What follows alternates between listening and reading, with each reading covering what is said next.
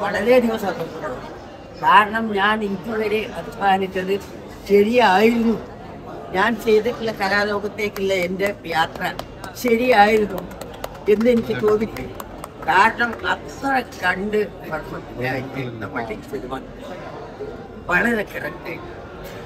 നിലമ്പൂർ ആയിഷ ഈ പേര് കേൾക്കുമ്പോൾ കുറച്ചു വർഷങ്ങൾ പിന്നോട്ട് സഞ്ചരിച്ചു പോകും. കാരണം കേരളത്തിലെ കലാസാംസ്കാരിക മുന്നേറ്റത്തിന്റെ ചരിത്രത്തിൽ ഏറ്റവും പ്രാധാന്യമർഹിക്കുന്ന പേരുകളിൽ ഒന്നാണത്. മലപ്പുറം ജില്ലയിലെ ഒരു യാഥാസ്ഥിക മുസ്ലിം കുടുംബത്തിൽ ജനിച്ചു വളർന്ന പെൺകുട്ടി നാടക അരങ്ങിലെത്തി പുതുചരിത്രം കുറിച്ച കഥ അതായിരുന്നു നിലമ്പൂർ ആയിഷ എന്ന പെൺകരുത്ത്. ഇന്നിതാ ആ ആയിഷയുടെ ജീവിതം സിനിമയായി നമുക്ക് മുന്നിൽ എത്തി നിൽക്കുകയാണ്. കയ്പും മധുരവും ഇടകലർന്ന നിലമ്പൂർ ആയിഷയുടെ സംഭവബഹുലമായ ജീവിതകഥയിൽ lady super star Manju Warrier ആയിഷയായി എത്തിയപ്പോൾ ചിത്രം കണ്ടിറങ്ങിയ പ്രേക്ഷകർക്ക് ഒന്നു മാത്രമാണ് പറയാനുള്ളത്: വിപ്ലവത്തിന്റെയും ഹൃദയബന്ധങ്ങളുടെയും കനലെരിയുന്ന ഒരു മികച്ച ചിത്രം. മലയാളികൾക്ക് മുന്നിൽ തന്റെ ആദ്യ ചിത്രം തന്നെ ഒരു വിരുന്നാക്കി തീർത്ത ആമീർ പള്ളിക്കൽ എന്ന നവാഗത സംവിധായകൻ ആയിഷയിലൂടെ പറഞ്ഞു വെക്കുന്നത് പച്ചയായ ജീവിത യാഥാർത്ഥ്യങ്ങളാണ്. ഈ ചിത്രം റിലീസായി ആദ്യ ദിനം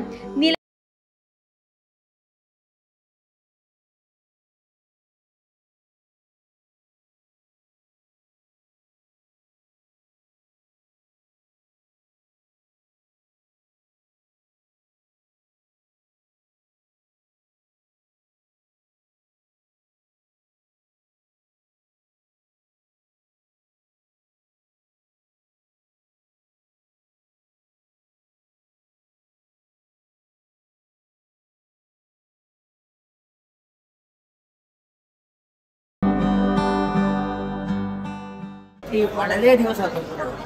കാരണം ഞാൻ ഇതുവരെ അധ്വാനിച്ചത് ശരിയായിരുന്നു. ഞാൻ ചെയ്തിട്ടുള്ള കലാലോകത്തേക്കുള്ള എൻ്റെ യാത്ര ശരിയായിരുന്നു എന്നെനിക്ക് തോന്നിക്കും. കാരണം അത്ര കണ്ട് വളരെ കറക്റ്റ്. എന്താണെങ്കിലും എൻ്റെ മഞ്ജു അത് വളരെയധികം എന്നുള്ളതിൽ വളരെയധികം സന്തോഷമുണ്ട്. കേരളത്തിലെ കലയുടെ സ്ത്രീ മുന്നേറ്റങ്ങളുടെ ചരിത്രത്തിൽ നിലമ്പൂർ ആയിഷയ്ക്ക് വിശദീകരണങ്ങൾ ആവശ്യമില്ല. നാടകത്തിൽ അഭിനയിച്ചതിന്റെ പേരിൽ മതമൗലികവാദികളിൽ നിന്ന് വെടിയുണ്ടയേൽക്കേണ്ടി വന്ന അവർ കല്ലേറുകൊണ്ട് മുറിഞ്ഞ് ചോരവാർന്ന മുറിവുകളുമായി നാടകം ഒരു നിമിഷം പോലും നിർത്താതെ തന്റെ പ്രകടനം തുടർന്ന കഥയും കേൾക്കാത്തവർ ചുരുക്കം മാത്രം. മറ്റൊരു വേദിയിൽ വെച്ച് ഒരാൾ മുഖത്തേക്ക് വീശി അടിച്ചതിനെ തുടർന്ന് അവരുടെ കേൾവിശക്തിക്ക് കുറവ് വന്നിട്ടുണ്ട്. 16 വയസ്സ് മുതൽ തുടരുന്ന അഭിനയ ജീവിതം ഇന്നും തുടർന്നുകൊണ്ടാണ് നിലമ്പൂർ ആയിഷ തന്റെ ബോധ്യങ്ങളിൽ ഉറച്ചുനിന്ന് സമരം തുടരുന്നത്. അതിനിയും തുടർന്നുകൊണ്ടേയിരിക്കും.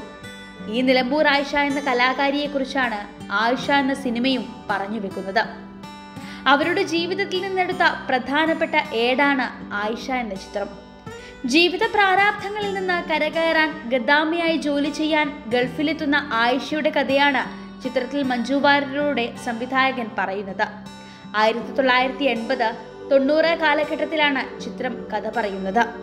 സൗദിയിലെ ഒരു വലിയ കുടുംബത്തിലാണ് ആയിഷ ജോലിക്കെത്തുന്നത്. ആയിഷയെ കൂടാതെ വിവിധ രാജ്യങ്ങളിൽ നിന്നുള്ള ഒട്ടേറെ ഗദ്ദാമകൾ അവിടെ ജോലി ചെയ്യുന്നുണ്ട്. മാമ എന്ന് വിളിക്കുന്ന വൃദ്ധയാണ് ആ കുടുംബത്തിന്റെ സർവാധികാരി. അവരുടെ മക്കളും മരുമക്കളും പേരക്കുട്ടികളുമാണ് കുടുംബത്തിലെ മറ്റംഗങ്ങൾ. വാർദ്ധക്യ സഹജമായ രോഗങ്ങൾ അവരെ ഒരു മുൻകോപക്കാരിയും വാശിക്കാരിയുമാക്കി മാറ്റിയിരുന്നു. ഈ സാഹചര്യത്തിലാണ് ആയിഷയുടെ രംഗപ്രവേശം. സൗദിയിലെ ഒരു മാർക്കറ്റിൽ വെച്ചുണ്ടാകുന്ന സംഭവം ആയിഷയെ അവളുടെ ഭൂതകാലത്തേക്ക് കൊണ്ടുപോകുന്നുണ്ട്. നാടകവും വിപ്ലവവുമായി നടന്നിരുന്ന ഒരു കരുത്തയായ ആയിഷയുടെ മുഖം പ്രേക്ഷകർക്ക് മുന്നിലേക്ക് എത്തുന്നത് ഈ സംഭവത്തോടെയാണ്. തെരുവിലെ കടകളിൽ ജോലി ചെയ്തിരുന്ന ഏതാനും മലയാളി പ്രവാസികൾ അവളെ തിരിച്ചറിഞ്ഞതിനെ തുടർന്നുണ്ടാകുന്ന സംഭവ വികാസങ്ങളാണ് കഥയെ മറ്റൊരു തലത്തിലേക്ക് എത്തിക്കുന്നത്. ഇനി എടുത്തു പറയേണ്ടത് മഞ്ജു വാര്യരുടെ അസാധ്യ പ്രകടനമാണ്. ഇത് തന്നെയാണ് ചിത്രത്തെ വേറിട്ടതാക്കുന്നതും. ഗദ്ദാമയായുള്ള മഞ്ജുവിന്റെ രൂപമാറ്റം വളരെ മനോഹരമാണ്. നൃത്തത്തിനും നടനത്തിനും ഏറെ പ്രാധാന്യമുള്ള ചിത്രത്തിൽ മഞ്ജു നിറഞ്ഞാടുകയായിരുന്നു എന്ന് തന്നെ പറയേണ്ടി വരും. ഇതുവരെ മഞ്ജു വാര്യർ അഭിനയിച്ച കഥാപാത്രങ്ങളിൽ മുൻനിരയിൽ തന്നെ നിൽക്കും ആയിഷ എന്നതും സംശയമില്ല. ആബിദ് എന്ന പ്രധാനപ്പെട്ട കഥാപാത്രമായി നടൻ കൃഷ്ണശങ്കറും ഹംസയായി ഷംസുവും ചിത്രത്തിലുണ്ട്. ക്ലാസ്മേറ്റ് ഫെയിം രാധികയും മറ്റൊരു ഗദ്ദാമിയായി ചിത്രത്തിൽ അഭിനയിക്കുന്നുണ്ട്. ഒട്ടനവധി വിദേശ താരങ്ങൾ വരെ മികച്ച പ്രകടനവുമായി ചിത്രത്തിൽ അണിനിരക്കുന്നു. ചുരുക്കി പറഞ്ഞാൽ അടുത്ത കാലത്ത് ഇറങ്ങിയതിൽ വെച്ച് ഏറ്റവും മികച്ച ചിത്രമായി തന്നെ ആയിഷയെ അടയാളപ്പെടുത്താം.